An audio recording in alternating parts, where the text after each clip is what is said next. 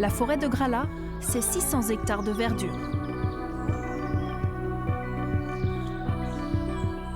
C'est un terrain de jeu qui change à toutes les saisons. Il y a des lumières différentes entre l'automne, l'hiver, le printemps. Je viens ici en famille, je viens ici pour le travail, je viens ici pour me promener. Enfin, voilà, c'est un petit poumon de verdure, quoi. Mais on vient également dans la forêt de Grala pour replonger dans l'histoire des guerres de Vendée. À la fin du XVIIIe siècle, les habitants viennent se réfugier dans les loges en branchages et en torchis, laissés par les bûcherons et les charbonniers.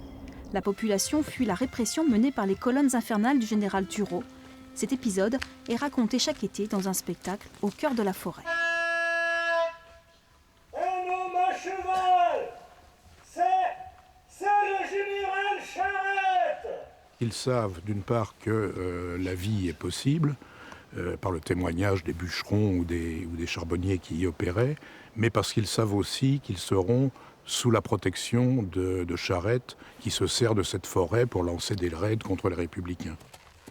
Selon les archives, jusqu'à 2000 personnes auraient vécu dans ce refuge de Grala entre janvier et juillet 1794, date de l'expédition du général républicain Ferrand.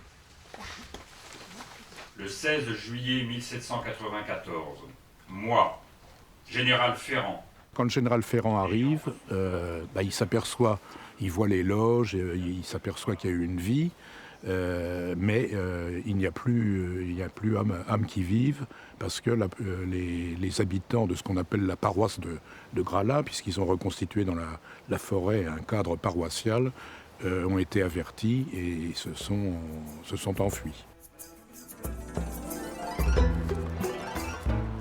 Cette forêt est donc chargée d'histoire. Il paraît même que Charette aurait caché un trésor quelque part. Dans les années 70, cette forêt réputée impénétrable a été aménagée par l'ONF. Des chemins ont été créés et au détour de certains, il y a parfois une surprise. Comme cette pierre aux multiples légendes, les parents embarrassés par les questions de leurs enfants leur faisaient croire qu'ils étaient nés sur la pierre blanche. Au milieu des feuillus et des pins, les randonneurs peuvent marcher sur une vingtaine de kilomètres. C'est calme, c'est reposant, la nature. Et puis, parfois les oiseaux. Au moins, l'avantage qu'on a, c'est qu'ils ne racontent pas de conneries. Je me souviens l'avoir faite un matin d'hiver, avec du givre sur les branches.